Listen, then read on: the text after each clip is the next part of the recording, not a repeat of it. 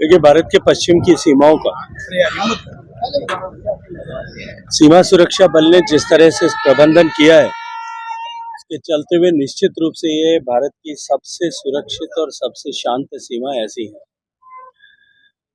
माननीय अटल बिहारी वाजपेयी जी के जगह समय में जब वन फोर्स वन बॉर्डर ऐसी व्यवस्था की गई, उसके बाद से पंजाब और बांग्लादेश ये दोनों बॉर्डर की सुरक्षा की जिम्मेदारी सीमा सुरक्षा बल पर है। और अपने गठन के समय से लेकर के अब तक सीमा सुरक्षा बल ने भारत की सीमाओं की सुरक्षा के लिए अभूतपूर्व काम किया है।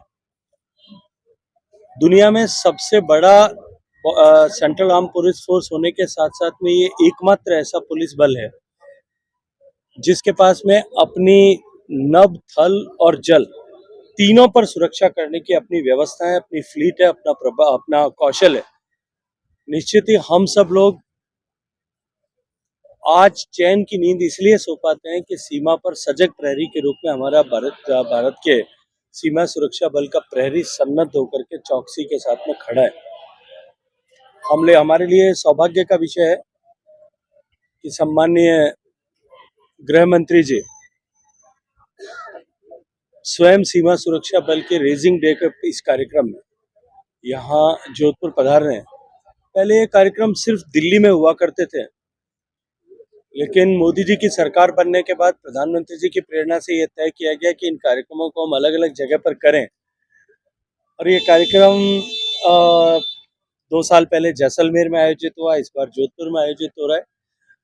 और क्योंकि पश्चिमी सीमांत क्षेत्र के लोगों का सहज संबद्ध सीमावर्ती क्षेत्र के पर काम करने वाले इन फोर्सेज से है, तो निश्चित ही जोधपुर में इस कार्यक्रम का आयोजन जोधपुर के लिए, जोधपुर वासियों के लिए, मारवाड़ वासियों के लिए और ऐसे हजारों लोग जिन्होंने भारत के सीमा सुरक्षा बल में अपनी सेवाएं देकर के सेवानिवृत्त हुए, उनके लिए अत्यंत प्रसन्नता का अवसर। सर, आपका एक आर्टिकल प्रधानमंत्री नरेंद्र मोदी ने शेयर किया है, उसमें कहा गया है कि जो भारत का संविधान है वो डॉक्यूमेंट्स का ज्यादा अधिक है, तो उसका क्या कुछ कहेंगे? देखिए, निश्चित रूप से भारत का संविधान एक लिविंग डॉक्यूमेंट होने के साथ साथ हम भारत के लोगों के लिए एक पुस्तक से कहीं अधिक है।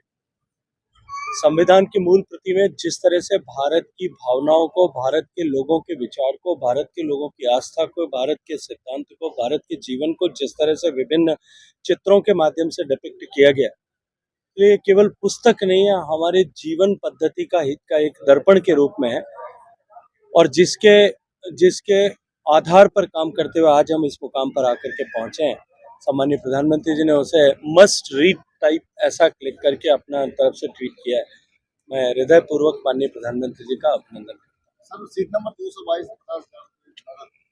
चलिए, ये तो जांच का विषय है और ये जांच के तार कहां तक जाएंगे, ये अभी पूरी जांच होने के बाद में ही जाकर के इसके ऊपर मैं कोई टिप्पणी करूं तो ठीक होगा।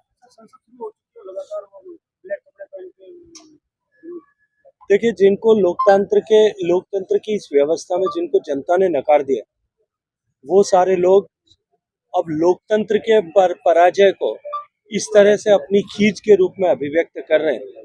लेकिन देश की जनता इनको इनके चाल चरित्र चेहरे को पहचान चुकी है।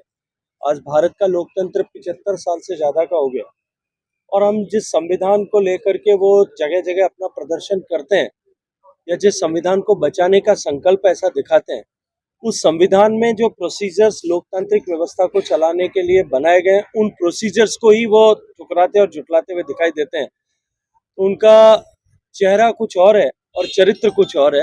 ये एक बार फिर देश की जनता के सामने प्रकट हो रहा है।